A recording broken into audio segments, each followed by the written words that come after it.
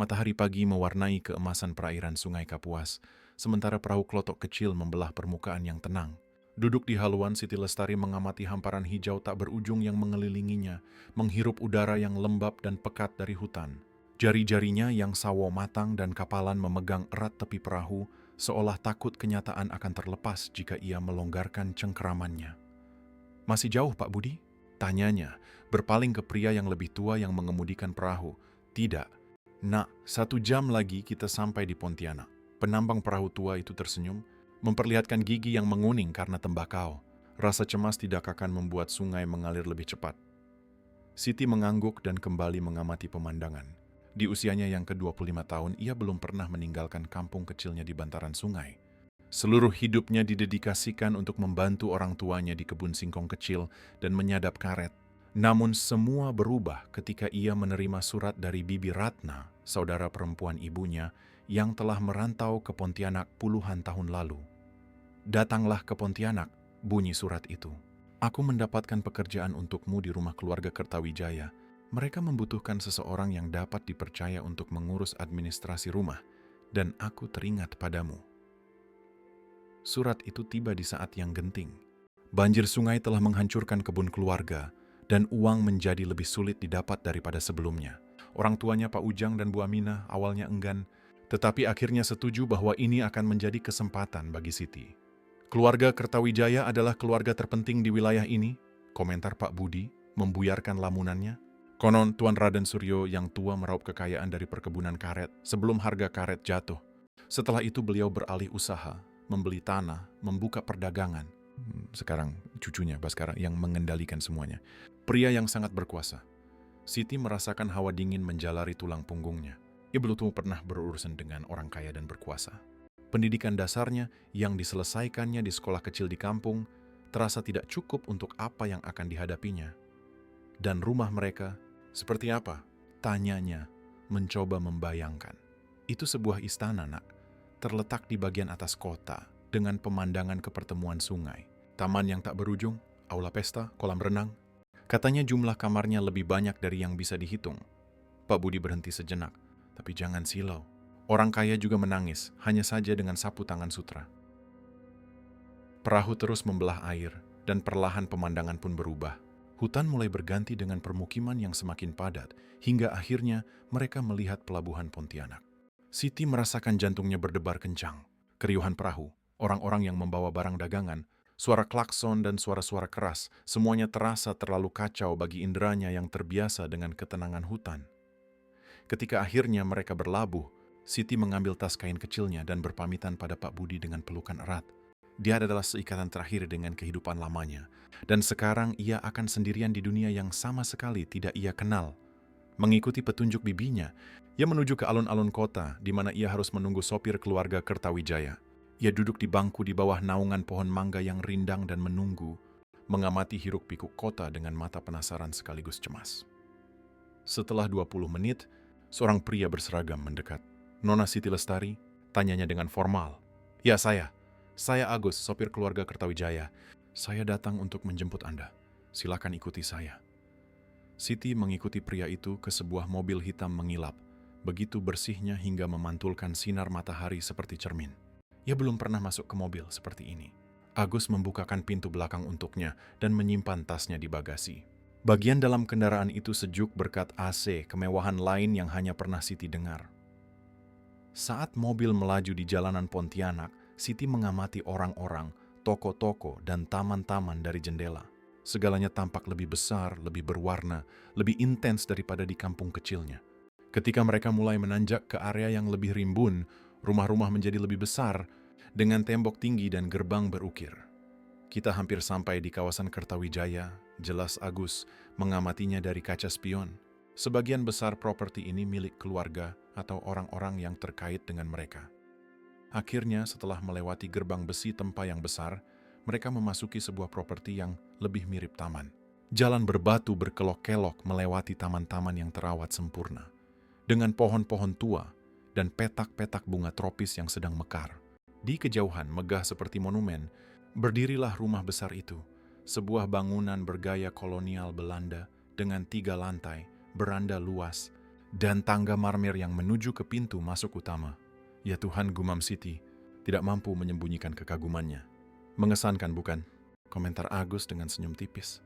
Selalu memberi efek seperti itu pada orang yang baru pertama kali melihat. Mobil berhenti di depan tangga, dan Agus membukakan pintu untuk Siti. Kakinya sedikit gemetar saat menginjakan kaki di properti Kertawijaya.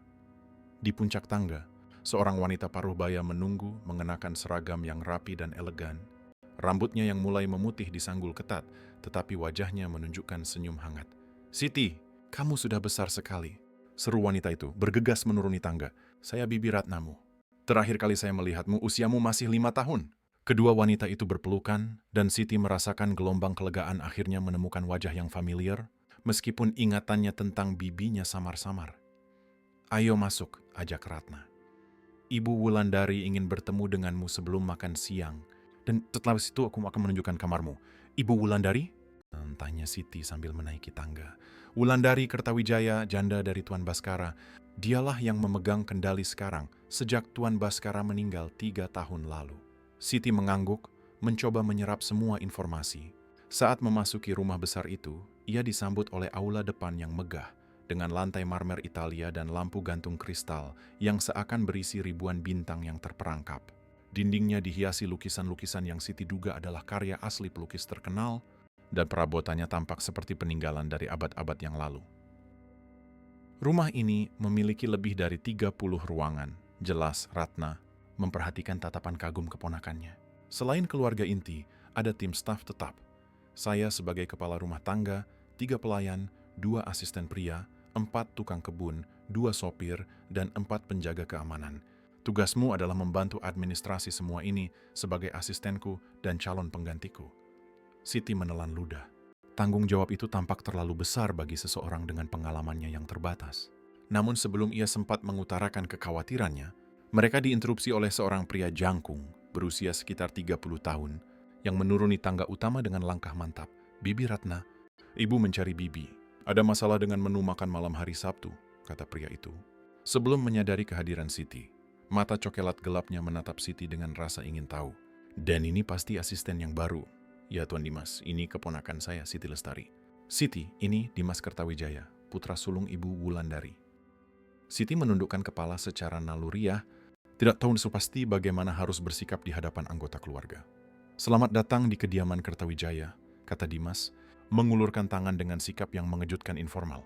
"Saya harap kamu betah di sini. Ibu saya memiliki harapan besar padamu." Sentuhan tangannya menimbulkan sensasi aneh pada Siti, sesuatu yang belum pernah ia rasakan sebelumnya. Mata pria itu seakan menembus penampilannya yang sederhana, seolah bisa melihat sesuatu yang bahkan ia sendiri tidak ketahui. "Terima kasih, Tuan. Saya akan berusaha sebaik mungkin," jawabnya, menunduk untuk menyembunyikan rona merah yang terasa menjalari wajahnya. "Panggil saja Dimas. Tuan membuat saya merasa seperti ayah saya." Dia tersenyum, singkat dan kemudian beralih ke, "Ratna, saya akan ada di ruang kerja jika Ibu membutuhkan saya."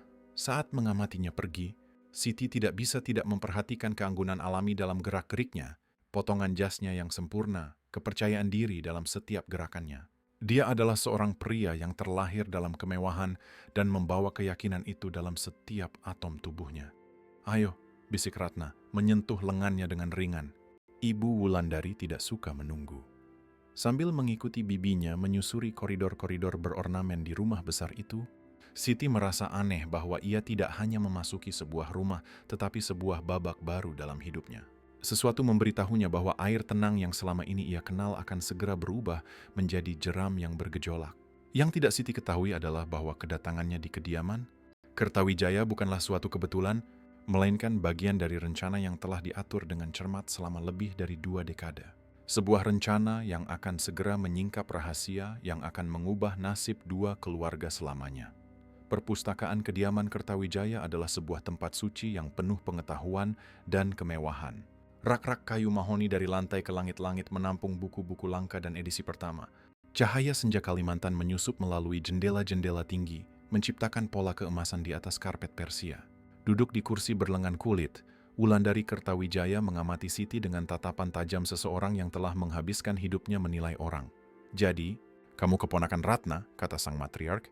Suaranya mengandung otoritas seseorang yang tidak pernah perlu berteriak untuk ditaati. Saya harap kamu mewarisi kompetensi bibimu. Saya akan berusaha sebaik mungkin untuk tidak mengecewakan, Bu, jawab Siti, menyilangkan tangan di pangkuannya untuk menyembunyikan getaran. Wulandari memiliki kecantikan yang tegas yang tidak mampu dikikis oleh waktu. Rambutnya yang memutih ditata rapi dalam sanggul yang elegan dan gaun sutra biru tua menonjolkan postur aristokratnya. Namun, matanya lah yang paling mengesankan. Berwarna coklat gelap yang sama dengan mata Dimas, tetapi dengan tatapan dingin penuh perhitungan yang tidak dimiliki putranya. Ratna bilang kamu hanya lulusan sekolah dasar, lanjut Wulandari, menuang teh ke cangkir porselen Tiongkok. Biasanya itu tidak cukup untuk posisi ini, tapi saya percaya pada penilaiannya. Selain itu, orang tanpa pendidikan formal biasanya mengimbanginya dengan kesetiaan dan kebijaksanaan. Benar begitu? Saya mungkin sih tidak punya ijazah Bu Wulandari, tapi saya cepat belajar dan tahu nilai kepercayaan, jawab Siti, mengejutkan dirinya sendiri dengan ketegasan dalam suaranya. Senyum yang hampir tak terlihat menyentuh bibir Wulandari. Bagus sekali. Kamu akan mulai besok. Ratna akan mengajarimu semua yang perlu kamu ketahui. Tapi ingat Siti, rumah ini punya aturan. Yang pertama dan terpenting, urusan keluarga Kertawijaya tetap berada di dalam dinding ini. Saya mengerti sekali, Bu. Bagus sekali. Dan satu hal lagi, putri saya, Dian, akan kembali dari Jakarta minggu depan. Dia sensitif. Kamu harus memperlakukannya dengan perhatian khusus. Ratna, yang sejak tadi berdiri diam di samping pintu, berdeham pelan. Permisi, Bu Wulandari. Mungkin lebih baik saya menunjukkan kamar Siti sekarang. Dia telah melalui perjalanan panjang. Tentu, Ratna. Wulandari memberi isyarat agar mereka pergi. Sampai bertemu saat makan malam, Siti. Tepat pukul 8. Saat mereka meninggalkan perpustakaan, Siti diam-diam mengembuskan napas yang bahkan tidak ia sadari sedang ditahannya. Ratna memberinya senyum penuh pengertian saat membimbingnya menyusuri koridor-koridor rumah besar. Kamu melakukannya dengan baik, komentar bibinya. Ibu Wulandari mungkin tampak mengintimidasi, tapi beliau adil. Raih kepercayaannya, dan kamu akan memiliki kestabilan seumur hidup. Siti hanya mengangguk, masih mencerna pertemuan itu. Sambil berjalan, bibinya menunjukkan ruangan-ruangan utama. Ruang makan formal dengan meja untuk 20 orang, ruang musik dengan piano Steinway, taman musim dingin, ruang-ruang tamu. Kekayaan yang dipamerkan di setiap detail terasa nyaris menyesakan bagi seseorang yang tumbuh dengan kebutuhan pokok. Dan ini adalah kamar-kamar keluarga, jelas Ratna, menunjuk ke sebuah koridor di lantai 2. Suite utama milik Ibu Wulandari. Di sebelahnya kamar yang dulu milik Tuan Baskara dibiarkan utuh sejak wafatnya. Lalu ada kamar Dimas dan di ujung koridor kamar Dian. Dan di mana kamar saya? Tanya Siti. Di sayap staf tentu saja. Tapi jangan khawatir, sebagai asistenku, kamu akan mendapatkan salah satu kamar terbaik di antara staf. Mereka menyusuri koridor lain hingga tiba di area yang lebih sederhana, meskipun masih mewah menurut standar Siti. Kamarnya luas, dengan tempat tidur tunggal, lemari, meja tulis, dan kursi berlengan kecil di dekat jendela yang menawarkan pemandangan ke taman samping. Semoga ini cukup memadai, kata Ratna. Kamar mandinya dipakai bersama Rini, pelayan di lantai ini, tapi dia sangat rapi. Ini sempurna. Jauh lebih baik dari yang biasa saya dapatkan. Setelah Ratna pergi untuk mengawasi persiapan makan malam, Siti duduk di tempat tidur, mencoba menyerap semua perubahan dalam beberapa jam terakhir. Segalanya tampak tidak nyata, rumah besar, kemewahan, keluarga Kertawijaya, terutama Dimas dengan matanya yang seakan melihat menembus dirinya. Ketukan pelan di pintu membuyarkan lamunannya. Saat membukanya, ia menemukan seorang wanita muda seusianya mengenakan seragam pelayan rumah. Halo, saya Rini. Wanita muda itu memperkenalkan diri dengan senyum ramah. Saya datang untuk melihat apakah Anda perlu bantuan membongkar barang bawaan. Senang bertemu denganmu, Rini. Sebenarnya barang saya sedikit, tapi saya senang ada yang menemani. Sambil Siti menata pakaian sederhananya di lemari yang luas, Rini bercerita tentang rutinitas rumah dan keunikan penghuninya. Ibu Wulandari selalu bangun pukul 6, sarapan sendirian di beranda, lalu menghabiskan pagi di ruang kerja. Tuan Dimas hampir selalu di luar, mengurus bisnis, tapi saat di rumah, dia biasanya di ruang kerja atau perpustakaan. Dia pendiam tapi sopan. Dan Dian, seperti apa dia? Tanya Siti, penasaran dengan putri yang digambarkan Wulandari sebagai sensitif. Raut wajah Rini sedikit berubah. Nona Dian rumit. Dia dirawat di sebuah klinik di Jakarta selama hampir setahun. Depresi katanya, setelah tunangannya memutuskan pertunangan. Tapi ada desas-desus. Rini merendahkan suaranya, seolah dinding bisa mendengar. Katanya dia mencoba. Dia membuat gerakan yang bermakna dengan tangannya. Saya mengerti, gumam Siti, memahami apa yang tersirat. Tapi jangan khawatir, staf baru jarang sekali berinteraksi dengan Nona Dian. Dia hidup di dunianya sendiri. Setelah Rini pergi, Siti mandi cepat dan mengenakan pakaian terbaiknya. Gaun biru muda sederhana, tapi terawat baik.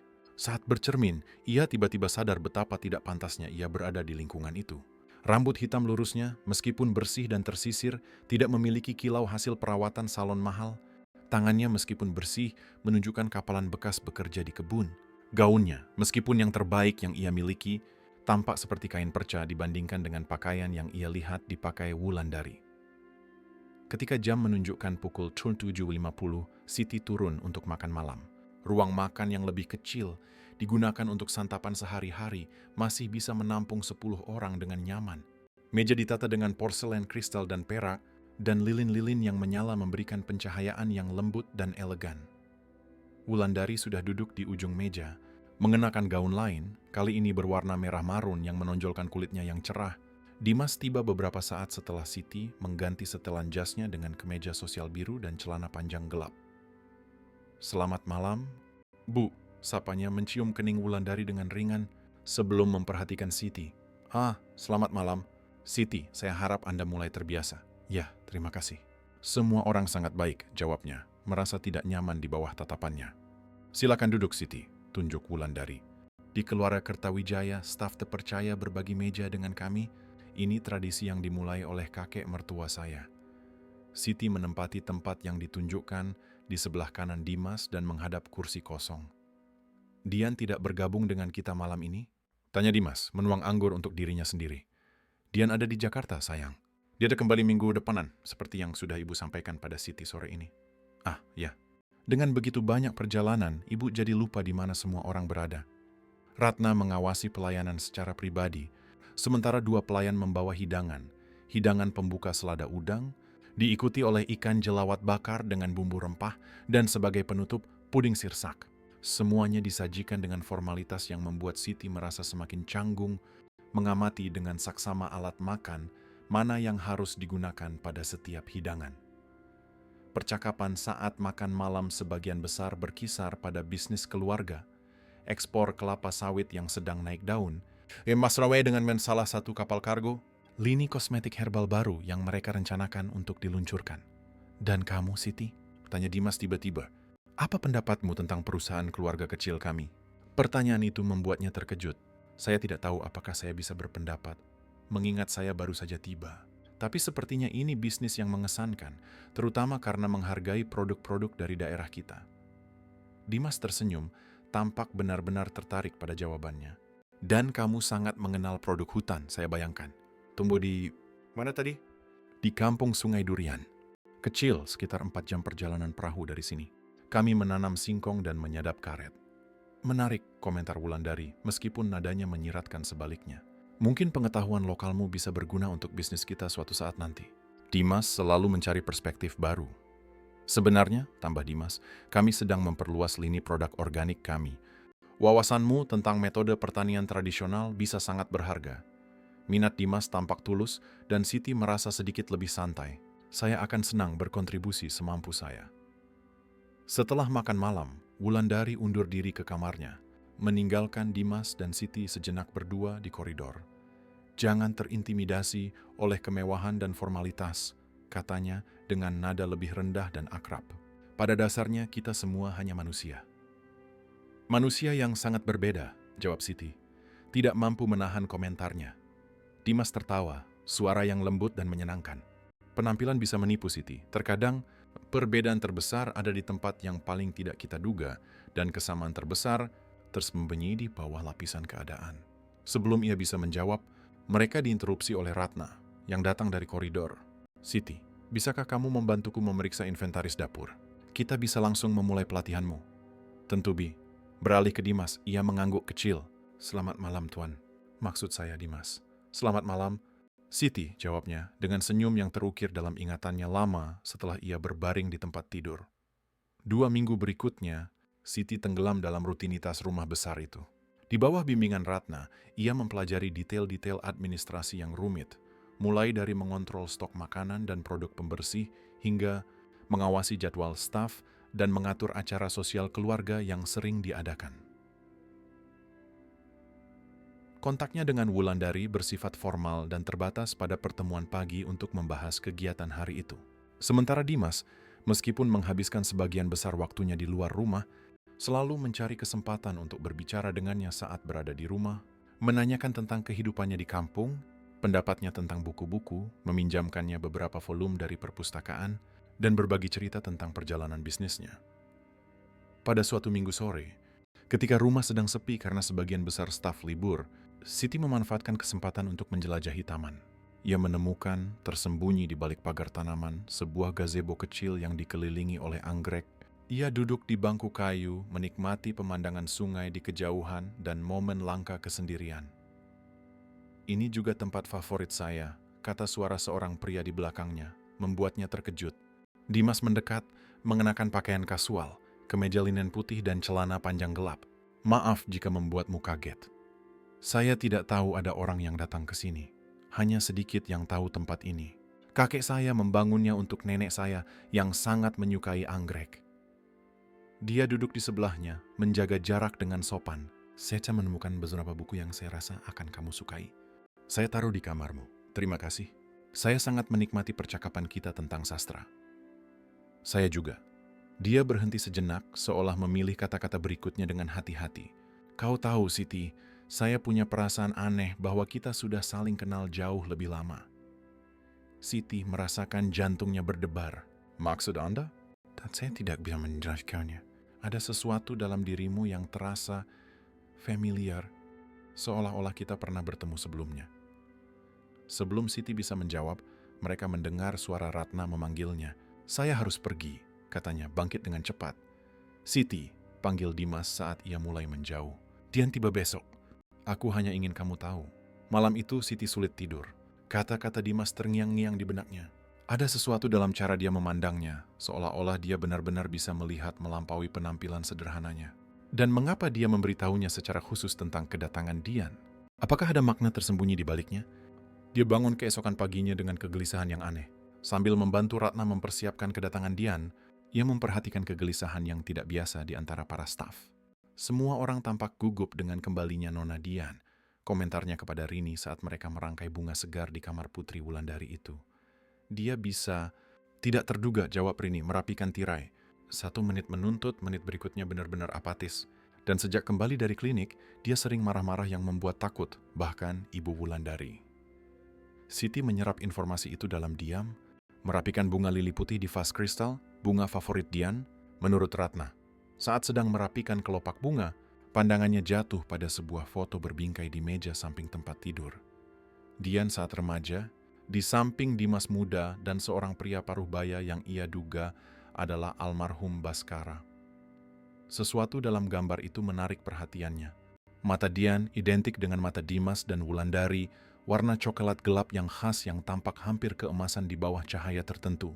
Dan kemudian seperti kilat ingatan itu muncul liontin tua ibunya yang disimpan di kotak kayu kecil di rumah, berisi foto pudar seorang pria muda dengan tatapan yang sama persis. Mobil Mercedes-Benz hitam itu melintasi gerbang kediaman tepat pukul 3 sore, ketepatan waktu yang telah Siti pelajari sebagai ciri khas keluarga Kertawijaya. Dari jendela kamarnya, ia mengamati saat Agus membukakan pintu mobil dan seorang wanita ramping berambut coklat keluar dengan anggun dari belakang. Dian Kertawijaya telah tiba. Wulandari dan Dimas menunggunya di puncak tangga. Bahkan dari kejauhan, Siti bisa merasakan ketegangan di bahu sang matriark. Pelukan antara ibu dan anak itu tampak formal, nyaris seperti latihan. Sementara Dimas memeluk adiknya dengan hangat, mengangkatnya dari lantai sejenak. "Siti," suara Ratna mengejutkannya. "Ibu Wulandari meminta kehadiranmu di ruang biru setengah jam lagi untuk memperkenalkanmu secara resmi kepada Nona Dian." "Saya akan ke sana," jawab Siti menjauh dari jendela. Ia merasakan kecemasan yang tak bisa dijelaskan saat memikirkan akan bertemu Dian, terutama setelah hubungan aneh yang ia sadari di foto itu. 30 menit kemudian, Siti memasuki ruang biru. Disebut demikian karena dekorasinya yang bernuansa biru tua dan emas.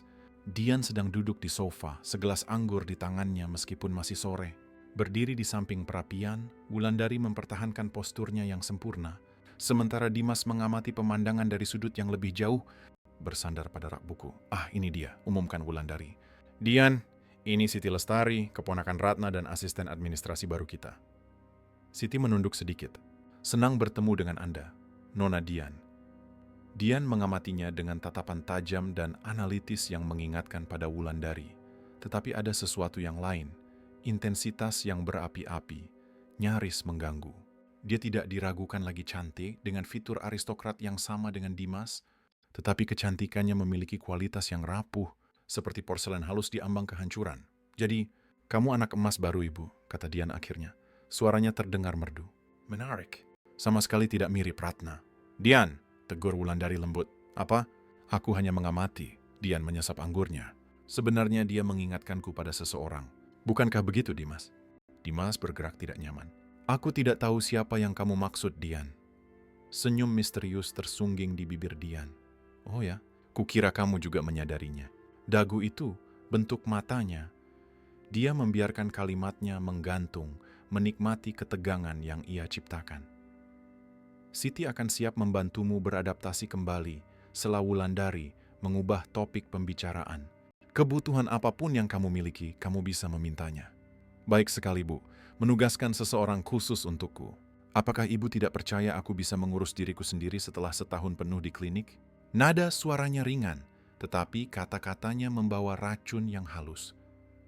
Itu hanya kesopanan, Dian, tidak lebih. Tentu. Dian mengalihkan perhatiannya ke Siti. Dan dari mana asalmu, Siti Lestari? Dari sebuah kampung di bantaran sungai, beberapa jam perjalanan perahu dari sini. Sungai Durian. Gadis sungai, gumam Dian, dengan minat yang tiba-tiba dan tulus. Pasti menyenangkan tumbuh seperti itu, bebas dari ikatan sosial, dari ekspektasi. Ceritakan tentang keluargamu. Orang tua saya petani. Kami punya kebun singkong kecil dan menyadap karet. Kiddos sederhana, tapi jujur. Dan ibumu? Siapa namanya? Baik, Aminah. Aminah, ulang Dian, seolah menikmati nama itu. Dan dia selalu tinggal di Sungai Durian?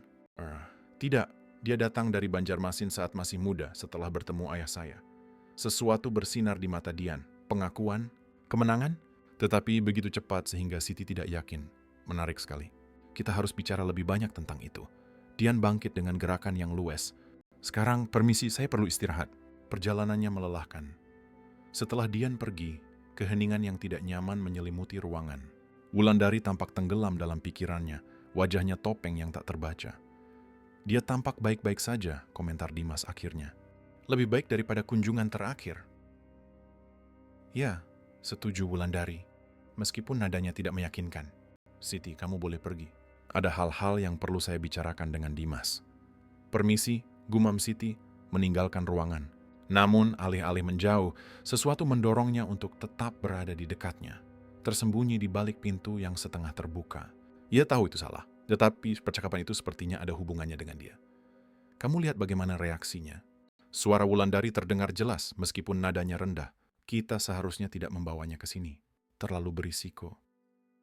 Itu ide Ibu, jawab Dimas. Ibu bersikeras ketika Bibi Ratna menyebutkan keponakannya. Aku tidak tahu kemiripannya akan begitu. Jelas. Apa yang Ibu harapkan? Bahwa tidak akan ada kemiripan sama sekali? Aku berharap itu cukup samar untuk tidak diperhatikan. Dian terlalu jeli untuk kebaikannya sendiri. Jeda sejenak. Kita harus berhati-hati. Jika Dian mulai menghubungkan titik-titiknya, apa Ibu benar-benar berpikir dia tidak tahu? Setelah semua ini, jika dia tahu pasti, dia pasti sudah menggunakannya untuk melawan kita. Tidak, dia curiga tapi tidak punya bukti. Dan kita harus menjaganya tetap seperti itu. Siti menjauh diam-diam, jantungnya berdebar kencang.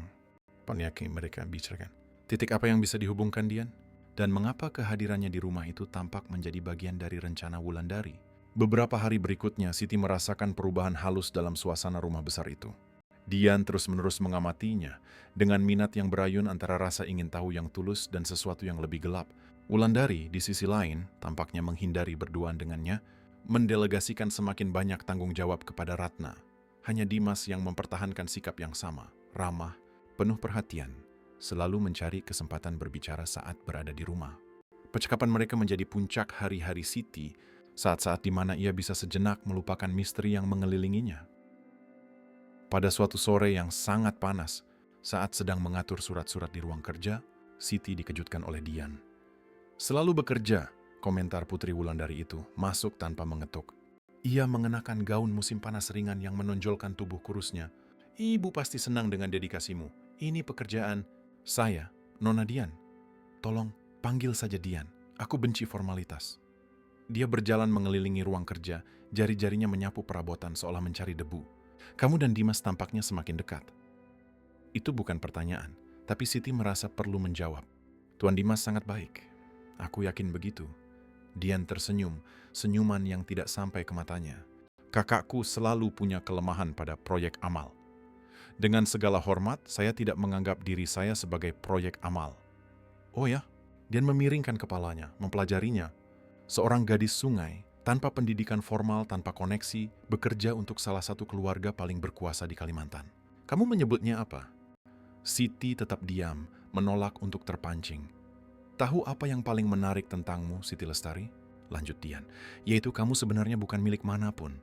Tidak lagi milik dunia bantaran sungaimu, tapi jelas bukan milik kami. Jiwa yang terkatung-katung." Dia mendekat, merendahkan suaranya seolah berbagi rahasia. "Atau mungkin aku yang salah. Mungkin kamu lebih pantas berada di dunia ini daripada yang kamu bayangkan." Rasa merinding menjalari tulang punggung Siti. "Saya tidak mengerti apa maksud Anda." "Tidak?" Dian membuka laci meja, mengaduk-aduk kertas dengan santai. "Sudah pernah bertanya pada ibumu tentang ayahmu?" "Ayah kandungmu?" "Ya, saya Pak Ujang." "Begitukah?" Dian mengambil sesuatu dari laci, sebuah amplop kecil, dan menyimpannya di sakunya sebelum Siti bisa melihat apa itu. "Menarik sekali bagaimana kita begitu mudah menerima cerita yang diceritakan kepada kita di masa kecil. Tidak pernah mempertanyakan mengapa kamu sama sekali tidak mirip dengan Pak Ujang yang jujur itu." Siti merasakan darahnya membeku. Memang benar ia tidak memiliki kulit gelap dan fitur wajah seperti ayahnya. Ia mewarisi kulit yang lebih terang dan mata yang lebih bulat dari ibunya. Tapi ia tidak pernah mempertanyakannya. Banyak anak tidak mirip dengan orang tua mereka. "Anda mencoba membingungkan saya, Nona Dian. Saya tidak tahu mengapa, tapi itu tidak akan berhasil." Dian tertawa, suara jernih yang bertentangan dengan ketegangan saat itu. "Aku tidak mencoba membingungkanmu, Siti. Aku mencoba membuka matamu. Ada lebih banyak kesamaan di antara kita daripada yang kamu bayangkan." Sebelum Siti bisa menjawab, Ratna muncul di pintu. "Siti, Ibu Wulandari membutuhkan laporan stok." "Dian, ibumu mencarimu." Dian melemparkan pandangan penuh teka-teki terakhir pada Siti. "Kita lanjutkan percakapan kita lain kali." Gadis sungai. Setelah Dian pergi, Siti tetap tak bergerak, mencoba memproses apa yang baru saja terjadi. "Jangan dengarkan dia," nasihat Ratna mendekat. "Dian selalu suka bermain-main dengan pikiran orang. Itu bagian dari masalahnya. Tapi kenapa denganku? Kami baru saja bertemu." Ratna ragu-ragu, seolah menimbang kata-katanya dengan hati-hati. Dian punya kemampuan khusus untuk mendeteksi kelemahan. "Danau, sayang masih baru di sini, masih beradaptasi.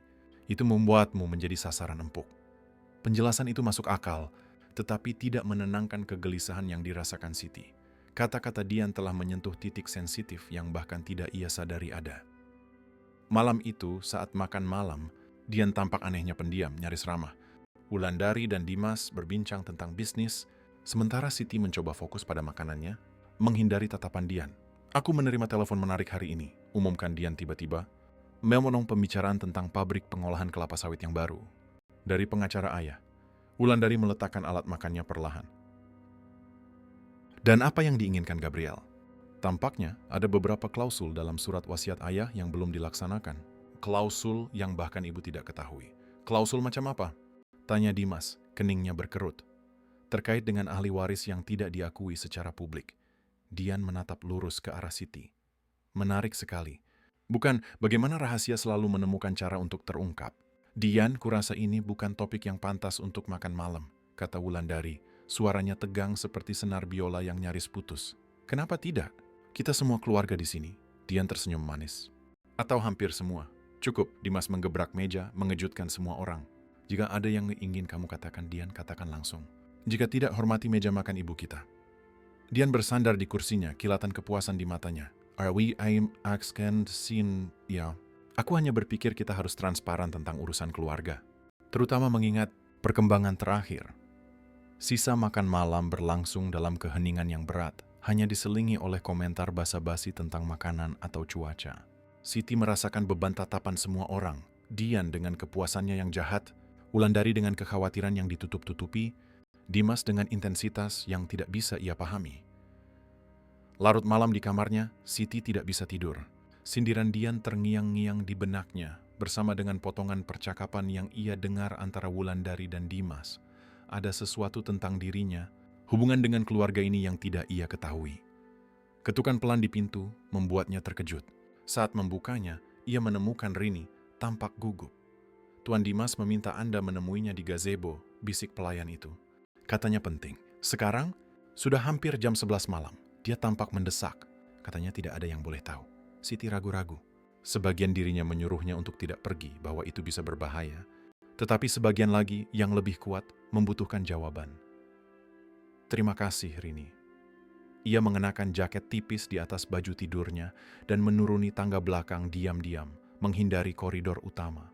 Malam itu cerah, dengan bulan purnama menerangi taman dalam nuansa perak. Jalan setapak menuju gazebo terasa sangat panjang. Setiap bayangan yang diciptakan pepohonan membuat jantungnya berdebar kencang. Ketika akhirnya ia tiba, ia menemukan Dimas berdiri, memandang ke arah sungai. Mendengar langkah kakinya, dia berbalik dengan cepat. Kamu datang, katanya, kelegaan terpancar dari suaranya. Aku tidak yakin kamu akan datang. Apa yang terjadi, Dimas? Kenapa harus sembunyi-sembunyi seperti ini? Dia mendekat, wajahnya serius di bawah sinar bulan. Dian, benar, Siti. Ada hal-hal tentangmu, tentang keluargamu yang tidak kamu ketahui. Hal-hal yang ibuku coba sembunyikan selama bertahun-tahun. Siti merasa kakinya lemas. Hal-hal apa? Sebaiknya kamu duduk. Siti menurut, duduk di bangku gazebo. Dimas tetap berdiri, seolah kedekatan fisik bisa membuat lebih sulit apa yang akan ia ungkapkan. Ayahku, Baskara Kertawijaya, sering mengunjungi kampung-kampung di bantaran sungai, mengawasi proyek sosial perusahaan. Ini terjadi lebih dari 25 tahun yang lalu. Dia berhenti, memilih kata-katanya dengan hati-hati. Dalam salah satu perjalanan itu, dia bertemu dengan seorang gadis muda bernama Aminah. Nama ibunya di bibir Dimas membuat Siti membeku. Apa yang sedang Anda coba katakan? Aku tidak sedang menyindir, Siti. Aku mengatakannya secara langsung. Ayahku dan ibumu memiliki hubungan. Singkat, tetapi cukup signifikan untuk menimbulkan konsekuensi. Tidak, Siti menggelengkan kepalanya, menyangkal. Ayahku Pak Ujang, selalu. Pak Ujang bertemu ibumu saat dia sudah hamil 2 bulan. Dia menerimanya, menerimamu, memberimu nama dan rumah. Untuk itu aku sangat menghormatinya. Siti bangkit, kepalanya pusing. Bagaimana kamu tahu ini? Bagaimana kamu bisa begitu yakin? Karena ayahku mengakuinya pada ibuku sebelum dia meninggal. Penyesalan menggerogotinya selama bertahun-tahun. Dan karena Dimas ragu-ragu menatap langsung ke matanya. Karena kamu memiliki matanya, Siti. Mata keluarga Kertawijaya. Mata yang sama yang disadari Dian saat pertama kali melihatmu. Potongan-potongan teka-teki mulai menyatu. Minat tiba-tiba Wulandari untuk membawanya ke rumah besar. Pengamatan Dian, percakapan berbisik. Semuanya masuk akal dengan cara yang mengerikan. Jadi aku, suaranya tercekat. Adik tiriku, saut Dimas. Suaranya bercampur antara kesedihan dan kelembutan yang aneh. Dan adik tiri Dian, dunia Siti runtuh. Seluruh identitasnya, seluruh sejarahnya, semua yang ia yakini benar, hancur seperti istana pasir diterjang ombak. Kenapa ibumu membawaku ke sini? Jika dia tahu siapa aku, kenapa dia menginginkanku ada di dekatnya? Itulah bagian yang tidak sepenuhnya aku mengerti. Tapi aku kenal ibuku. Dia tidak pernah melakukan apapun tanpa tujuan yang diperhitungkan. Dimas mendekat, menyentuh bahunya dengan lembut. Yang penting sekarang adalah kamu tahu yang sebenarnya. Apa yang akan kamu lakukan dengan kebenaran itu adalah pilihanmu. Siti menjauh dari sentuhannya, tidak mampu memproses begitu banyak informasi sekaligus. Aku perlu berpikir. Aku perlu sendiri. Aku mengerti. Tapi Siti, dia memegang pergelangan tangannya saat Siti berbalik untuk pergi. Sian ya. Dian baru-baru ini menemukan klausul dalam surat wasiat ayahku. Klausul yang mengakui dan memberi warisan untuk anak manapun yang mungkin dia miliki di luar pernikahan dengan pembuktian DNA. Ini akan membuatmu menjadi ahli waris yang sah atas sebagian besar kekayaan Kertawijaya. Kamu pikir aku resah karena uang? Siti menarik lengannya melepaskan diri. Aku baru saja menemukan bahwa seluruh hidupku dibangun di atas kebohongan. Bahwa pria yang kupanggil ayah selama 25 tahun bukanlah ayah kandungku. Dan kamu khawatir tentang uang. Bos kau, aku khawatir tentangmu, jawab Dimas. Frustrasi terlihat jelas dalam suaranya. Dian tidak akan mempermudah segalanya. Dia akan melihatmu sebagai ancaman bagi warisannya. Dan ibuku, dia menghela napas berat.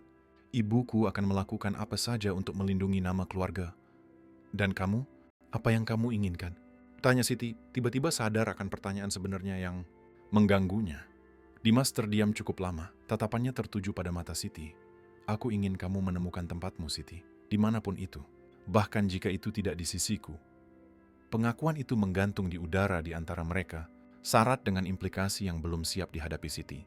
Tanpa berkata apa-apa lagi, dia berbalik dan berlari kembali ke rumah besar, air mata mengaburkan pandangannya. Dalam larinya, dia tidak menyadari sosok yang tersembunyi di antara pepohonan, Dian, dengan senyum misterius di bibirnya dan sebuah perekam suara kecil di tangannya.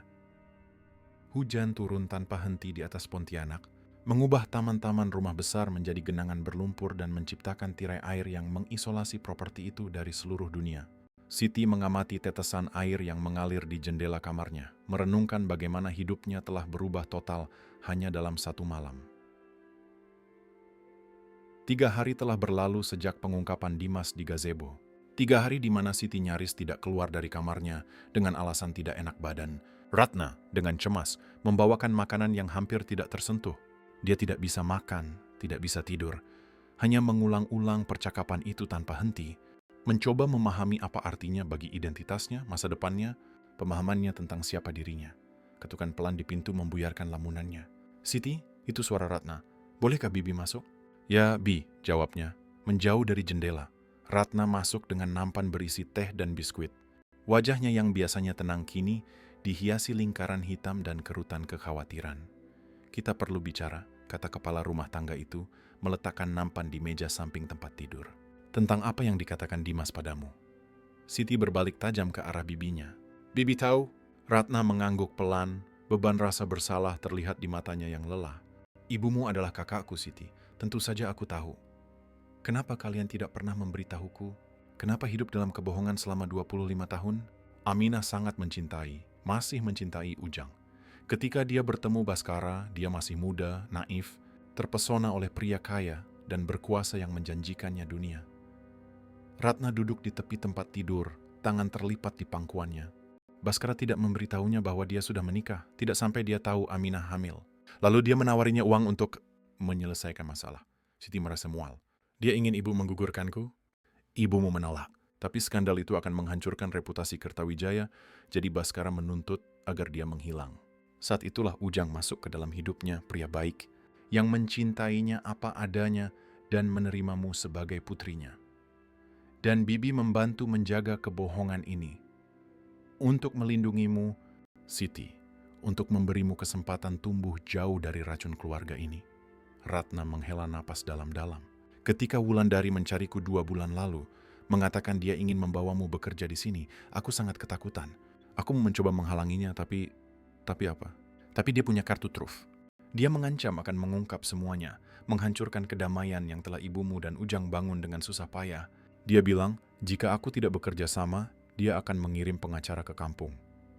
Siti merasakan gelombang kemarahan menjalari tubuhnya. Kenapa sekarang? Kenapa setelah 25 tahun Wulandari memutuskan untuk membawaku ke dekatnya?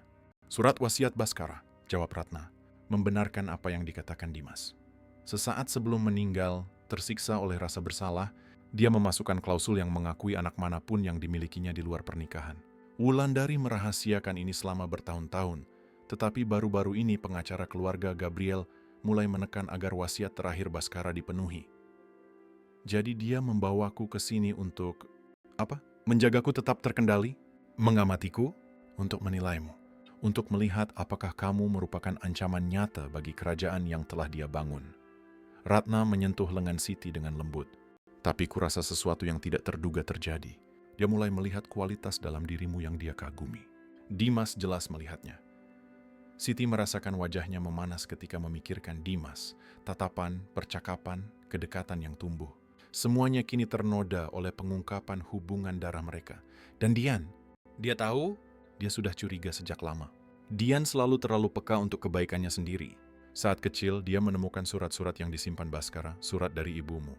Penemuan itu menghancurkannya, berkontribusi pada masalah emosionalnya. Siti menyerap informasi itu dalam diam. Begitu banyak kehidupan yang terpengaruh oleh rahasia dan kebohongan, begitu banyak tahun yang hilang. Apa yang harus kulakukan sekarang, Bi? Tanyanya akhirnya, suaranya kecil, nyaris seperti anak-anak. Hanya kamu yang bisa memutuskannya, sayang. Tapi ketahuilah bahwa, terlepas dari darah siapa yang mengalir di nadimu, kamu adalah pilihanmu sendiri. Pak Ujang mungkin tidak memberimu kehidupan, tapi dia memberimu cinta, nilai-nilai, karakter, hal-hal yang tidak bisa diukur oleh tes DNA manapun. Setelah Ratna pergi, Siti tetap duduk di tempat tidur selama beberapa menit, memproses semua yang telah ia pelajari. Akhirnya, dengan tekad yang baru, ia bangkit dan berganti pakaian. Sudah waktunya menghadapi kebenaran, seberapapun menyakitkannya. Dia menuruni tangga, bertekad mencari Wulandari. Di koridor menuju ruang kerja sang matriark, ia mendengar suara-suara keras dari perpustakaan. Ia mendekat diam-diam, mengenali suara Dian dan Wulandari dalam perdebatan sengit, tidak bisa mengabaikannya begitu saja. Suara Dian serak dengan amarah. Dia punya hak yang sama atas warisan itu seperti aku dan Dimas. Itu bukan urusanmu untuk memutuskan, Dian, jawab Wulandari. Nadanya dingin kontras dengan panasnya suara putrinya. Oh, bukan? Mungkin aku harus membawa ini ke pengadilan kalau begitu. Aku yakin koran-koran akan menyukai ceritanya. Baskara Kertawijaya yang terhormat dan perselingkuhannya dengan gadis sungai. Anak haram yang disembunyikan selama 2 dekade. Aku bisa membayangkan judul beritanya. Kamu tidak akan berani. Jangan uji aku, Bu. Tidak setelah semua yang ibu lakukan padaku. Suara Dian merendah, menjadi bisikan beracun. Ibu memasukkanku ke klinik itu untuk membungkamku, agar aku tidak menceritakan pada dunia pria macam apa ayah sebenarnya. Tapi sekarang aku punya bukti hidup yang berjalan di koridor rumah ini. Siti mundur, terkejut oleh intensitas kebencian dalam suara Dian. Saat berbalik untuk pergi, ia berpapasan dengan Dimas, yang tampaknya juga sedang mendengarkan percakapan itu. Ayo, bisiknya, membimbingnya dengan lembut ke ruangan kosong di dekatnya, ruang musik kecil yang jarang digunakan. Kamu seharusnya tidak mendengar itu. Seharusnya tidak mendengar kebenaran, balas Siti, lebih agresif dari yang ia maksudkan. Lagi-lagi rahasia, Dimas? Tidakkah menurutmu sudah cukup? Dia menghela napas dalam-dalam, menyisir rambutnya dengan tangan, gerakan yang sudah ia pelajari sebagai tanda kekhawatiran. Dian di luar kendali. Dia selalu punya masalah emosional, tapi dalam beberapa tahun terakhir, dia membiarkan kalimatnya menggantung. Dia membenciku padahal dia tidak mengenalku. Bukan kamu yang dia benci, Siti, tapi apa yang kamu wakili. Dimas duduk di depan piano, memainkan beberapa not secara acak. Dian memuja ayah kami. Dia adalah pahlawannya, pelindungnya. Ketika dia tahu tentang perselingkuhannya dengan ibumu, sesuatu di dalam dirinya hancur. Citra sempurna yang ia miliki tentangnya hancur. Dan itu salahku? Tentu saja tidak. Tapi Dian butuh seseorang untuk disalahkan dan kamu adalah target termudah. Dia menatapnya dengan intens. Aku takut akan apa yang mungkin dia lakukan. Dia menyebutkan akan membawanya ke pengadilan, mengungkap semuanya. Itu mungkin.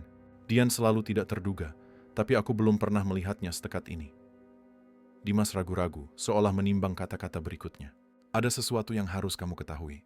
Sesuatu yang membuat situasi ini semakin rumit. Apalagi yang mungkin ada? Tanya Siti, lelah dengan pengungkapan.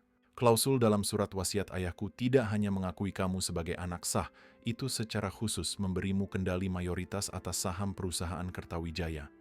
Siti merasa seolah lantai di bawahnya terbuka. Bagaimana mungkin? Kenapa ayahmu melakukan itu? Rasa bersalah, mungkin. Atau mungkin karena jauh di lubuk hatinya, dia tahu Dian tidak memiliki stabilitas untuk mengelola kekayaan keluarga. Dan dia takut aku akan mengikuti jejaknya dalam bisnis, memprioritaskan keuntungan di atas segalanya, termasuk hutan dan rakyatnya. Dimas menutup-tutup piano dengan lembut. Ya apapun alasannya, faktanya adalah, jika kamu mengklaim hak legalmu, kamu akan memiliki kekuasaan lebih besar atas kerajaan Kertawijaya daripada siapapun di antara kami. Besarnya wahyu ini membuatnya terdiam. Ini bukan hanya masalah pengakuan, identitas, Ini adalah transfer kekuasaan dan kekayaan besar-besaran. Aku tidak mau ini, katanya akhirnya. Aku tidak pernah meminta semua ini. Aku tahu, dan itulah mengapa ayahku pasti mempercayaimu.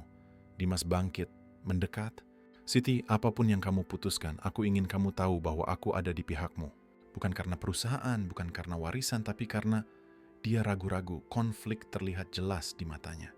Karena dalam waktu singkat, kamu menjadi penting bagiku. Dengan cara yang tidak seharusnya mengingat keadaannya. Jantung Siti berdebar kencang.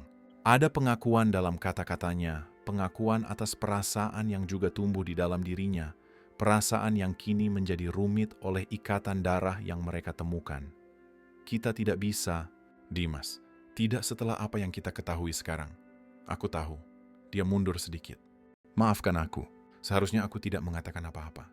Keheningan yang tidak nyaman menggantung di antara mereka, syarat dengan kemungkinan yang tidak akan pernah bisa dieksplorasi. Apa yang akan kamu lakukan jika kamu berada di posisiku? Tanya Siti akhirnya. Jujur, kamu tidak tahu. Kekayaan Kertawijaya memang menggiurkan, tapi harganya mahal. Dian tidak akan pernah menerimanya dengan damai. Ibuku akan bertarung dengan semua senjata yang dimilikinya, dan percayalah, itu banyak. Kamu akan memasuki perang yang bahkan tidak kamu ketahui keberadaannya. Dan jika aku pergi begitu saja, kembali ke rumah, berpura-pura semua ini tidak pernah terjadi. Dimas tersenyum sedih. Mereka akan mengejarmu dengan satu atau lain cara. Beberapa kebenaran, begitu terungkap, tidak bisa disembunyikan lagi. Suara langkah kaki tergesa-gesa di koridor menginterupsi percakapan mereka. Pintu terbuka tiba-tiba, dan Ratna masuk, wajahnya pucat. Siti, kamu harus ikut denganku, sekarang. Ada apa? Tanya Dimas, khawatir dengan ekspresi kepala rumah tangga itu. Pak Ujang dan Bu Aminah ada di sini. Di pintu masuk, Siti merasakan darahnya membeku. Orang tuaku, di sini, bagaimana? Dian, jawab Ratna, suaranya bergetar. Dici menghubungi mereka, menceritakan semuanya. Mereka naik perahu pertama ke Pontianak. Tanpa menunggu penjelasan lebih lanjut, Siti berlari menyusuri koridor rumah besar menuju pintu masuk utama. Saat membuka pintu, ia melihat pemandangan yang tidak pernah ia bayangkan akan disaksikannya. Orang tuanya, atau lebih tepatnya, ibunya dan pria yang membesarkannya sebagai putrinya, berdiri di bawah hujan gerimis, tampak kecil dan tidak pada tempatnya di depan kemegahan kediaman Kertawijaya. Ibu, ayah, teriaknya, berlari memeluk mereka, tidak peduli hujan yang kini membasahi gaunnya. Aminah membalas pelukannya dengan erat, air mata bercampur dengan air hujan di wajahnya. Ujang, yang selalu begitu kuat dan tak tergoyahkan, tampak tiba-tiba menua, beban rahasia terlihat jelas di kerutan baru yang menghiasi wajahnya. Putriku, gumamnya, suaranya tercekat. Kami datang menjemputmu. Ayo kita pulang. Bagaimana ayah dan ibu tahu? Apa yang Dian katakan? Seorang wanita muda menelepon, jelas Aminah, sedikit menjauh untuk menatap wajah putrinya. Dia bilang kamu menemukan kebenaran tentang ayah kandungmu, bahwa mereka mencoba membeli diammu, menahanmu di sini di luar keinginanmu. Itu tidak benar. Aku datang bekerja di sini atas kemauanku sendiri. Dia bilang mereka akan mengatakan itu. Sela Ujang, tatapannya tajam. Dia bilang mereka memasukkan ide-ide ke kepalamu, bahwa mereka memanipulasimu untuk mengklaim warisan dan meninggalkan keluarga sejatimu. Siti merasakan gelombang, amarah terhadap Dian. Manipulasinya tidak ada batasnya. Sekarang dia mencoba menggunakan orang tuanya sendiri untuk melawannya. Tidak ada yang benar dari semua itu, katanya tegas. Ya, aku baru tahu bahwa Baskara Kertawijaya adalah ayah biologisku. Tapi kamu, Ujang, akan selalu menjadi ayahku yang sebenarnya. Pria yang membesarkanku, yang mengajariku berjalan, memancing, menjadi orang baik. Mata Ujang berkaca-kaca, sesuatu yang belum pernah Siti lihat terjadi. Dia menariknya ke dalam pelukan erat, tubuhnya yang kokoh sedikit gemetar. Kamu tidak tahu apa artinya mendengar itu, nak. Kurasa aku tahu. Yah, karena itu berarti sama bagiku untuk mengatakannya. Ketika mereka melepaskan pelukan, Siti melihat bahwa Dimas dan Ratna telah mendekat dan mengamati pemandangan itu dari kejauhan. Wulandari juga muncul, berdiri di puncak tangga, wajahnya topeng yang tak terbaca. Dan di belakangnya, Dian, senyum kemenangan di bibirnya. Silakan masuk, undang Siti. Kita tidak bisa bicara di sini di tengah hujan. Aminah dan Ujang bertukar pandang cemas. Jelas sekali mereka merasa terintimidasi oleh kemegahan rumah besar dan kehadiran keluarga Kertawijaya. Mungkin lebih baik kita pergi ke kota, usul Ujang. Kita bisa bicara di tempat netral. Tidak, sela Wulandari, menuruni tangga dengan keanggunan khasnya. Tatapannya menyapu para pengunjung, berhenti lebih lama pada Aminah. Ini kalian diterima di rumah saya. Ada banyak yang harus kita diskusikan, dan saya lebih suka melakukannya secara pribadi. Ketegangan di udara sangat terasa saat rombongan itu menuju ruang tamu. Siti bisa merasakan beratnya momen bersejarah ini. Kedua keluarga akhirnya bertatap muka, rahasia puluhan tahun akan segera terungkap. Di ruangan itu, Wulandari mengambil inisiatif, memecah kesunyian yang tidak nyaman. Aminah, sudah lama sekali. Kamu tidak banyak berubah seperti yang kuduga. Anda juga, Wulandari, jawab Ibu Siti, mengejutkan putrinya dengan keakraban dia memanggil matriark Kertawijaya. Kalian saling kenal? Tanya Siti, bingung. Ibumu pernah bekerja di rumah ini sebagai pelayan sebelum kamu lahir, jelas Wulandari. Begitulah cara dia bertemu Baskara. Wahyu itu menghantam Siti seperti pukulan. Nah, satu lagi potongan teka-teki terpasang, satu lagi rahasia terungkap. Kenapa ibu tidak pernah cerita? Apa yang harus ibu katakan, nak? Bahwa ibu tergoda oleh majikan? Bahwa ibu lari dalam keadaan hamil dan malu? Aminah menatap lurus ke arah Wulandari. Bukan hanya demi diriku aku menyimpan rahasia. Itu adalah kesepakatan. Baskara memberiku uang untuk memulai hidup baru jauh-jauh, dan sebagai imbalannya, aku berjanji tidak akan pernah mengungkapkan bahwa anak yang kukandung adalah anaknya. Kesepakatan yang kamu pegang selama 25 tahun, komentar Dimas, ada nada kagum dalam suaranya. Meskipun dengan semua kesulitan keuangan yang kalian hadapi. Bukan karena uang aku menyimpan rahasia, balas Aminah, nada bangga dalam suaranya. Itu untuk melindungi putriku, untuk memberinya kehidupan normal, jauh dari dunia ambisi dan intrik ini. Dian, yang sampai saat itu mengamati adegan itu dengan sikap pura-pura tidak tertarik, tertawa sinis, mulia sekali. Dan sekarang, masih akan melindunginya dari warisan sahnya? Atau akhirnya akan mengakui bahwa selama ini kamu hanya menunggu saat yang tepat untuk mengklaim apa yang menjadi haknya? Dian! Tegur Wulandari keras. Apa? Aku hanya mengatakan apa yang dipikirkan semua orang. Dian bangkit, berjalan mengelilingi ruangan seperti predator yang mengintai mangsanya. Jujur saja, tidak ada seorang pun di sini yang benar-benar peduli pada Siti. Ibu hanya ingin menghindari skandal. Dimas ingin melakukan hal yang benar, seperti biasa ksatria berbaju zirah yang abadi. Dan kalian, dia melemparkan pandangan meremehkan pada Aminah dan Ujang. Kalian membangun seluruh hidup di atas kebohongan. Fondasi macam apa itu untuk sebuah keluarga? Cukup, Dian. Dimas bangkit menghadapi adiknya. Bukan kamu yang memutuskan apa yang membentuk sebuah keluarga. Lihat mereka. Mereka membesarkan Siti dengan cinta, memberinya nilai-nilai yang tidak akan pernah kamu mengerti. Itulah keluarga. Naif sekali kamu, adikku. Dian mendekatinya, menantang, selalu percaya pada sisi terbaik orang. Tapi tahu apa yang kupelajari di klinik? Bahwa kita semua punya harga. Kita semua bisa dibeli, dimanipulasi, dihancurkan. Dia beralih ke Siti. Bahkan gadis sungai kesayangan kita ini. Aku tidak sepertimu, Dian, jawab Siti. Tetap tenang meskipun ada provokasi. Aku tidak melihat dunia melalui lensamu yang terdistorsi. Oh ya? Kalau begitu, kenapa tidak tanyakan pada ibumu tentang uang yang ditransfer Baskara setiap bulan ke rekeningnya selama ini? Kenapa tidak tanyakan tentang surat-surat yang mereka tukar bahkan setelah kelahiranmu? Siti menoleh ke ibunya, tatapan bertanya di matanya.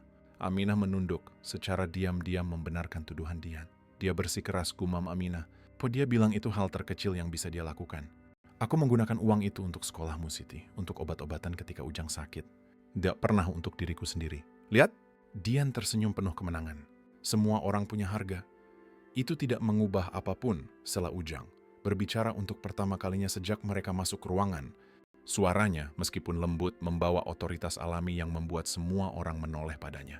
Saya tahu tentang uang itu sejak awal. Saya tahu tentang Baskara, tentang segalanya. Dan saya memilih untuk mencintai Siti sebagai putri saya. Bukan karena uang, bukan karena kewajiban, tetapi karena itu hal yang benar untuk dilakukan. Kata-katanya yang sederhana namun kuat menciptakan keheningan reflektif di ruangan itu. Bahkan Dian tampak sejenak kehilangan kata-kata. Wulandari memanfaatkan jeda itu untuk mengambil alih situasi lagi. Saya percaya ada cara untuk menyelesaikan ini yang adil bagi semua pihak. Siti memiliki hak yang sah menurut surat wasiat Baskara. Kita tidak bisa dan tidak ingin menyangkalnya. Tunggu, sela Siti. Sebelum kita membahas kesepakatan apapun, aku butuh waktu. Waktu untuk memproses semua ini untuk memutuskan apa yang sebenarnya aku inginkan. Waktu adalah kemewahan yang tidak kita miliki, jawab Wulandari. Klausul dalam surat wasiat menetapkan batas waktu. Jika tidak diklaim dalam 30 hari setelah identifikasi ahli waris yang sah, hak tersebut akan gugur. Dan siapa yang menentukan batas waktu itu? Siapa yang memutuskan bahwa aku telah diidentifikasi? Pengacara keluarga Gabriel mengajukan dokumentasi resmi 3 minggu lalu ketika Dian menemukan keberadaanmu dan mendesak pelaksanaan klausul tersebut. Wulandari menghela napas berat. Itulah mengapa aku membawamu ke sini, Siti. Bukan hanya untuk mengenalimu, tetapi untuk mempersiapkanmu menghadapi tanggung jawab ini sebelum terlambat. Siti memandang ke sekeliling ruangan, pada ibunya dan Ujang yang tampak jelas tidak nyaman di lingkungan mewah itu, pada Ratna yang terbagi antara kesetiaannya, pada Dimas yang matanya mencerminkan kekhawatiran yang tulus, pada Dian yang kepahitannya tampak menelan segala kemungkinan rekonsiliasi, dan akhirnya pada Wulandari, sang matriark, yang motivasinya tetap menjadi teka-teki. Aku butuh udara, kata Siti, bangkit tiba-tiba. Maafkan aku. Tanpa menunggu jawaban, ia keluar ke beranda, mengabaikan panggilan Dimas. Hujan telah berhenti, meninggalkan udara yang berat dan lembab. Ia menarik napas dalam-dalam, mencoba menata pikirannya yang kacau. Sepanjang hidupnya, Yami hanya mengenal satu kenyataan, kesederhanaan hidup di bantaran sungai. Perjuangan sehari-hari untuk bertahan hidup, cinta tanpa syarat dari orang tuanya. Sekarang, tiba-tiba, ia adalah pewaris salah satu kekayaan terbesar di Kalimantan, putri seorang pria yang tidak pernah ia kenal, bagian dari keluarga yang kompleksitas dan ambisinya sama sekali asing baginya. Dan kemudian ada Dimas, saudara tiri yang terhadapnya, ia telah mengembangkan perasaan yang kini tampak mustahil, terlarang. Ketertarikan yang ia rasakan sejak pertemuan pertama kini dijelaskan oleh hubungan darah yang membuat kemungkinan romantis apapun tidak terpikirkan. Memandang ke langit yang mulai cerah setelah badai, Siti mengerti bahwa ia berada di ambang keputusan terpenting dalam hidupnya. Keputusan yang akan memengaruhi tidak hanya masa depannya, tetapi juga masa depan dua keluarga. Kalimantan selalu memiliki ritmenya sendiri, caranya sendiri dalam menghadapi perubahan. Air sungai naik dan surut, musim berganti antara banjir dan kemarau, dan hutan terus memperbarui dirinya. Mungkin karena itu, pikir Siti sambil mengamati matahari terbit keesokan harinya, orang-orang yang dibesarkan di lingkungan itu belajar beradaptasi, menemukan keseimbangan bahkan dalam kesulitan terbesar. Dia tidak tidur. Setelah pertemuan penuh badai antara kedua keluarga, orang tuanya menginap di sebuah hotel kecil di kota, menolak dengan sopan tawaran Wulandari untuk tinggal di kediaman. Siti memilih untuk tinggal, ia butuh ruang untuk berpikir, memproses semua wahyu dan memutuskan langkah selanjutnya. Kini duduk di beranda kamarnya, ia menyaksikan perahu nelayan pertama membelah perairan yang keemasan oleh matahari terbit. Kehidupan terus berjalan, acuh tak acuh pada drama manusia yang terjadi di tepiannya. Ketukan di pintu menginterupsi perenungannya. Itu Rini, pelayan, membawa nampan sarapan. Ibu Wulandari meminta untuk memberitahu Anda bahwa pengacara keluarga akan tiba dalam 1 jam. Lapor Rini, meletakkan nampan di atas meja. Semua akan berkumpul di ruang kerja utama. Terima kasih Rini. Setelah pelayan itu pergi, Siti nyaris tidak menyentuh makanannya. Seorang pengacara.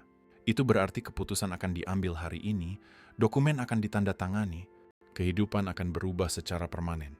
Ia berpakaian dengan hati-hati, memilih gaun sederhana namun elegan yang ia dapatkan dari Ratna. Saat bercermin, ia menyadari betapa ia telah berubah sejak tiba di kediaman ini. Bukan hanya dalam penampilan, meskipun rambutnya kini lebih rapi, posturnya lebih tegak, pakaiannya lebih halus. Perubahan terdalam ada di matanya yang kini memikul beban pengetahuan, tanggung jawab, dan pilihan yang mustahil.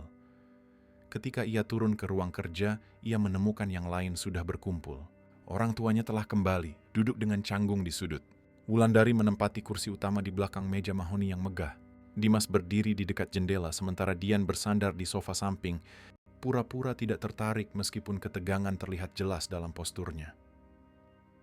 Dan ada seorang pria yang tidak Siti kenal, tinggi, paruh baya, berpakaian rapi dengan setelan gelap. Ia menduga itu adalah Gabriel, sang pengacara.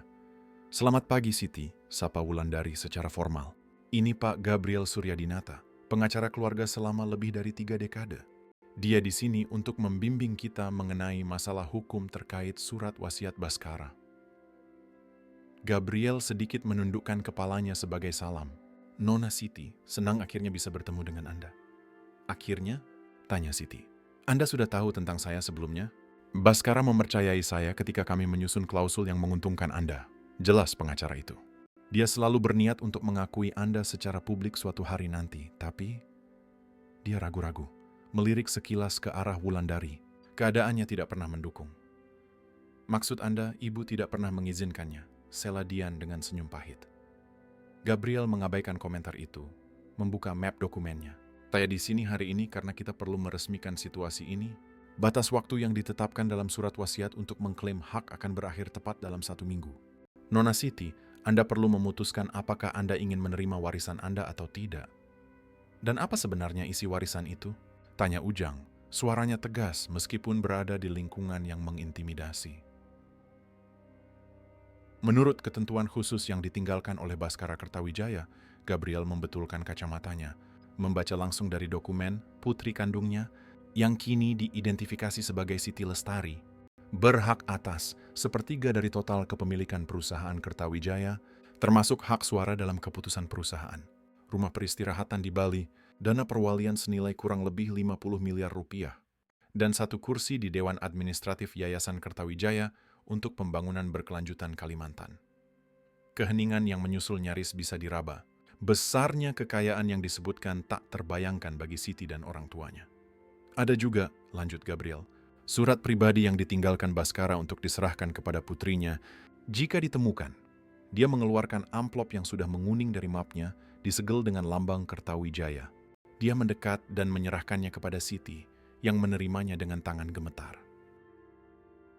Ada satu hal lagi yang harus kalian ketahui, tambah pengacara itu, beralih ke rombongan. Klausul itu memiliki syarat tambahan, syarat yang Baskara desak untuk dirahasiakan sampai saat ini. Syarat apa?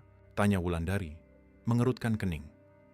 Agar Siti menerima warisannya, ia harus menjabat sebagai Presiden Yayasan Kertawijaya untuk jangka waktu minimal 5 tahun.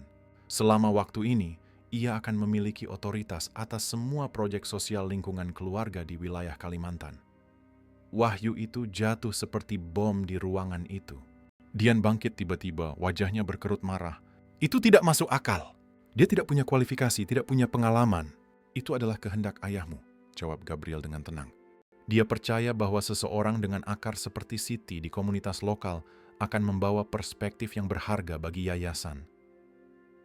Atau mungkin dia hanya ingin anak haram kesayangannya ada di dekatnya, menebus 25 tahun ketidakhadirannya, sembur Dian. Dian, cukup! Suara Wulandari memotong udara seperti cambuk. Hargai ingatan ayahmu. Siti tetap diam, amplop itu terasa berat di tangannya seperti timah. Semua orang mengamatinya, menunggu reaksi, keputusan. Saya perlu membaca ini dulu, katanya akhirnya, mengangkat amplop itu. Sendirian, Wulandari mengangguk, gunakan ruang kerja. Kami akan ada di ruang tamu saat kamu siap. Ketika semua orang keluar, Siti duduk di kursi yang tadi diduduki Wulandari, sadar akan ironi posisi kekuasaan yang begitu baru baginya. Dengan hati-hati, ia membuka amplop dan mengeluarkan 2 lembar kertas, surat tulisan tangan, dan apa yang tampak seperti foto lama. Tulisan tangannya elegan, maskulin, tegas. Surat itu bertanggal beberapa bulan sebelum kematian Baskara. Putriku tersayang, surat itu dimulai. Jika kamu membaca kata-kata ini, itu berarti kita akhirnya bertemu, meskipun mungkin aku sudah tidak ada lagi. Ada begitu banyak yang ingin kukatakan padamu, begitu banyak yang ingin kujelaskan, tapi aku tahu kata-kata di atas kertas tidak bisa menggantikan 25 tahun ketidakhadiran. Pertama, aku harus meminta maaf padamu, bukan karena kehadiranmu, karena aku tidak pernah menyesalinya, tetapi karena tidak memiliki keberanian untuk mengakui kamu secara publik, untuk menghadapi konvensi sosial dan istriku sendiri untuk memberimu nama yang merupakan hakmu. Aku bertemu ibumu, Aminah, ketika dia bekerja di rumah kami. Dia adalah wanita muda yang luar biasa, cerdas, gigih, dengan pemahaman intuitif tentang hutan dan masyarakatnya yang membuatku terpesona. Hubungan kami singkat tapi tulus. Ketika dia memberitahuku bahwa dia mengandung seorang anak, dorongan pertamaku adalah kebahagiaan. Tapi kemudian kenyataan menghadang, skandal, ancaman terhadap reputasi Kertawijaya, reaksi Wulandari. Aku menawarkan solusi paling pengecut, uang agar dia menghilang. Aminah menolak tawaran awalku, tetapi akhirnya menerima tunjangan bulanan, bukan untuknya, tetapi untukmu. Selama bertahun-tahun kami menjaga kontak secara diam-diam. Dia mengirimiku fotomu, menceritakan kemajuanmu di sekolah, keahlianmu, karaktermu. Melalui surat-suratnya, aku mengenal gadis luar biasa yang telah tumbuh menjadi dirimu, bahkan dari kejauhan. Keputusan untuk memasukkanmu dalam surat wasiatku tidak diambil dengan enteng. Aku mengamati dari jauh kerajaan yang kubangun, dampak perusahaan kami di Kalimantan, dan aku mulai mempertanyakan warisan apa yang akan kutinggalkan. Dian, putriku tercinta, memiliki kecerdasan yang tak terbantahkan, tetapi juga ketidakstabilan emosi yang mengkhawatirkan. Dimas memiliki hati di tempat yang tepat, tapi aku khawatir dia mudah dipengaruhi oleh ibunya. Kamu, di sisi lain, tumbuh di antara orang-orang sungai, memahami kebutuhan mereka, menghormati hutan. Itulah sebabnya aku mempercayakan padamu tidak hanya bagian materi dari warisanku, tetapi juga tanggung jawab atas yayasan, proyek yang kuanggap sebagai warisan sejatiku. Jangan mengambil keputusan ini dengan gegabah. Menerimanya berarti memasuki dunia kekuasaan dan kemewahan, tetapi juga intrik dan tanggung jawab yang sangat besar. Menolaknya juga sama-sama bisa dimengerti. Tetap dalam kehidupan sederhana dan jujur yang telah diberikan Aminah dan Ujang, kepada siapa aku akan selamanya berterima kasih. Apapun pilihanmu, ketahuilah bahwa dengan caraku yang tidak sempurna, aku selalu mencintaimu. Ayahmu, Baskara Kertawijaya. Bersama surat itu ada sebuah foto lama. Baskara lebih muda menggendong seorang bayi. Di baliknya tertulis tangan, Siti 3 bulan. Satu-satunya saat aku menggendongnya. Air mata mengalir tanpa suara di wajah Siti. Foto itu diambil secara rahasia, mungkin saat kunjungan diam-diam. Dia tidak ingat momen itu, pria itu, kontak singkat dengan ayah biologisnya. Selama beberapa menit, ia tetap tak bergerak, menyerap beban wahyu itu. Akhirnya ia menyimpan surat dan foto itu kembali ke dalam amplop dan keluar mencari yang lain. Di ruang tamu, ketegangan terasa jelas. Dian mondar-mandir seperti binatang buas di dalam kandang. Dimas berbicara dengan suara pelan kepada Aminah dan Ujang, tampaknya mencoba menenangkan mereka. Wulandari mengamati adegan itu dengan raut wajah yang tak terbaca seperti biasa. Ketika Siti masuk, semua mata tertuju padanya. Aku sudah mengambil keputusan, umumkannya, suaranya lebih mantap dari sebelumnya. Dan apa itu? Tanya Gabriel, pena di tangan, siap mencatat jawabannya. Aku menerima warisanku, katanya, menyebabkan Dian tersentak kaget, tapi dengan syaratku sendiri. Syarat? Gabriel mengerutkan kening. Surat wasiat sudah menetapkan ketentuannya. Ya, tapi aku menetapkan syaratku untuk menerimanya, jawab Siti dengan tenang. Pertama, aku ingin setengah dari dana perwalian segera ditransfer ke proyek pembangunan berkelanjutan di Sungai Durian dan kampung-kampung bantaran sungai lainnya. Itu tidak masuk akal, seru Dian. Dia bahkan belum menerima warisan dan sudah mau memberikannya setengah. Itu hakku, balas Siti tegas.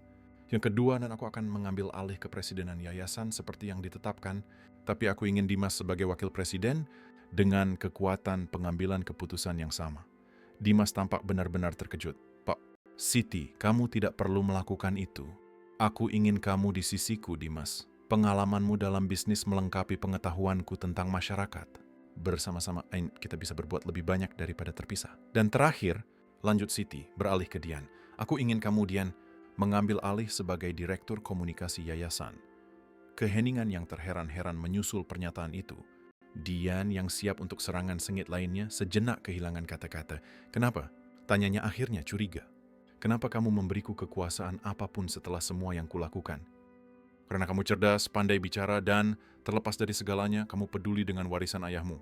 Dengan menyalurkan energimu ke sesuatu yang konstruktif, kamu bisa membuat perbedaan yang selalu dia harapkan darimu. Dian mempelajari wajah Siti, mencari tanda-tanda manipulasi atau kepalsuan. Tidak menemukan apapun, dia bersandar di sofa, tampaknya mempertimbangkan kembali posisinya. Dan bagaimana dengan rumah ini? Yang tanya Wulandari, berbicara untuk pertama kalinya. Dan saham perusahaan, rumah ini tetap milik ibu. Seperti biasanya, jawab Siti. Mengenai saham, aku akan mempertahankan hak suaraku, tetapi mendelegasikan manajemen harian kepada Dimas selama dia berkomitmen pada praktik yang berkelanjutan dan etis. Dimas mengangguk.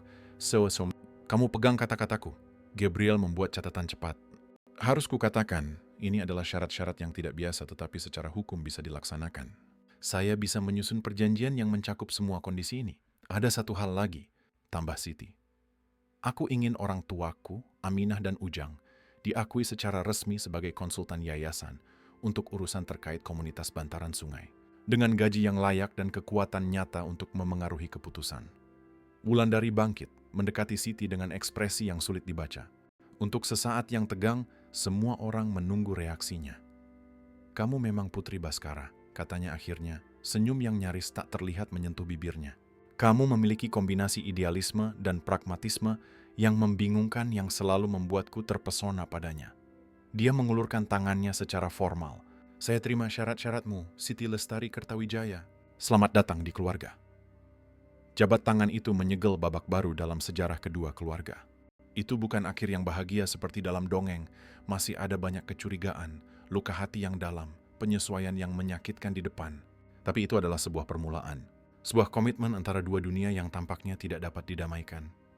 Bulan-bulan berikutnya, transisi itu tidak mudah. Dian, setelah perlawanan awal, secara mengejutkan menjalankan peran barunya dengan dedikasi, menyalurkan kecerdasannya untuk menciptakan kampanye komunikasi yang berdampak bagi yayasan. Hubungannya dengan Siti tetap kompleks, campuran sisa kebencian dan rasa hormat yang tumbuh. Wulandari, sang ahli strategi, dengan cepat mengadaptasi narasi publiknya untuk menampilkan Siti sebagai contoh komitmen Kertawijaya terhadap masyarakat Kalimantan. Di balik layar, ia tetap menjaga jarak, tetapi secara bertahap membiarkan penghalang kecil runtuh, terutama saat menyaksikan dedikasi tulus Siti pada proyek-proyek sosial. Aminah dan Ujang memilih untuk tetap tinggal di Sungai Durian, mengawasi proyek-proyek pembangunan baru yang dilaksanakan oleh Siti. Setiap bulan, minta miningin Jun Pontianak untuk pertemuan yayasan. Saat-saat di mana keluarga lengkap berkumpul, momen yang masih tegang, tetapi semakin lama semakin alami. Adapun Dimas dan Siti, ikatan yang terbentuk di antara mereka berubah menjadi kemitraan yang mendalam, berdasarkan rasa saling menghormati dan tujuan bersama. Perasaan romantis awal, yang mustahil karena pengungkapan hubungan darah mereka, perlahan-lahan berganti menjadi hubungan persaudaraan yang tulus, tidak kalah intens, hanya berbeda. 1 tahun setelah wahyu yang mengubah segalanya, Siti kembali berada di gazebo tempat Dimas memberitahunya kebenaran tentang asal-usulnya. Matahari terbenam di atas sungai, mewarnai langit dengan nuansa oranye dan ungu. Kalimantan melanjutkan siklus abadinya, acuh tak acuh pada drama manusia, tetapi sekarang di bawah pengaruh kebijakan yang lebih berkelanjutan yang dipimpin oleh Yayasan Kertawijaya yang telah diperbarui. "Kukira aku akan menemukanmu di sini," kata Dimas, mendekat dengan 2 gelas jus sirsak, tradisi yang mereka ciptakan untuk merayakan kemenangan kecil. "Kita menyetujui proyek baru hari ini," jawab Siti menerima gelas itu.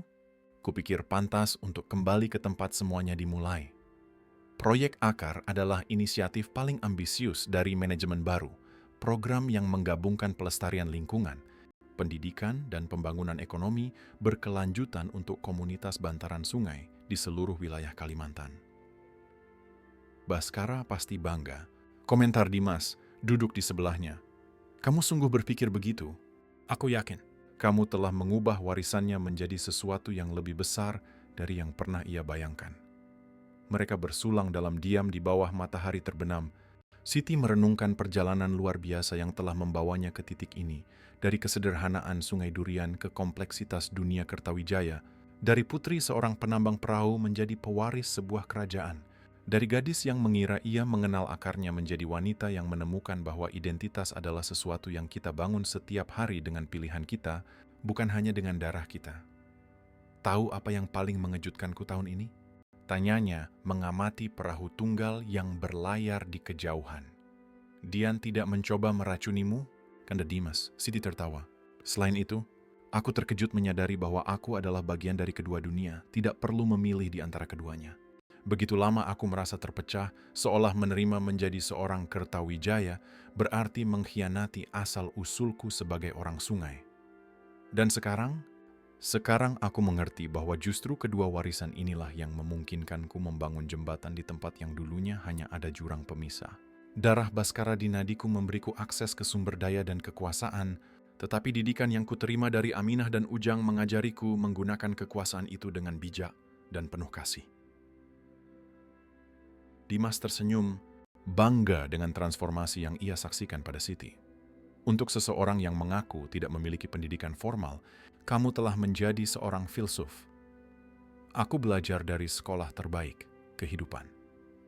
Dia mengamati sinar matahari terakhir menghilang di cakrawala, digantikan oleh bintang-bintang pertama. Dan pelajaran terpentingku adalah bahwa terkadang badai terbesarlah yang membawa perubahan paling diperlukan. Saat malam turun di kediaman Kertawijaya, menyelimti gazebo dalam bayang-bayang lembut, Siti merasakan kedamaian yang belum pernah ia rasakan sejak tiba di Pontianak. Ini bukan akhir dari perjalanannya. Dalam banyak hal, ini baru permulaan. Masih ada tantangan di depan, luka lama yang harus disembuhkan, jalan baru yang harus ditempuh. Tapi untuk pertama kalinya, ia merasa benar-benar utuh, merangkul semua bagian dari dirinya. Sungai melanjutkan alirannya yang abadi. Air yang mengalir sekarang bukanlah air yang sama dengan kemarin. Sama seperti dia bukan lagi Siti yang sama yang tiba dengan cemas di rumah besar itu. Seperti sungai, ia telah berubah, menemukan jalannya sendiri di antara tepian masa lalu dan masa depan, membawa serta kenangan dari mana ia berasal dan janji kemana ia bisa pergi. Akhir cerita, para pendengar yang budiman, kami harap kisah Siti Lestari telah menyentuh hati Anda. Perjalanannya di antara dua dunia mengingatkan kita bahwa identitas kita dibentuk tidak hanya oleh darah kita, tetapi oleh pilihan kita sehari-hari dan ikatan yang kita bangun. Untuk terus mengikuti kisah-kisah yang sama menariknya, kami telah menyiapkan daftar putar khusus yang dapat Anda temukan dengan mengklik tautan di sebelah kiri layar. Jika narasi ini membangkitkan emosi dalam diri Anda, jangan lupa untuk berlangganan saluran kami dan memberikan like pada video ini. Setiap hari kami menghadirkan kisah-kisah unik yang mengeksplorasi kompleksitas kehidupan di Indonesia dalam berbagai aspeknya. Bagikan di kolom komentar momen apa yang paling berkesan dari cerita ini bagi Anda dan narasi apa lagi yang ingin Anda dengar di saluran kami. Terima kasih telah berlayar bersama kami dalam arus kisah yang mengharukan ini.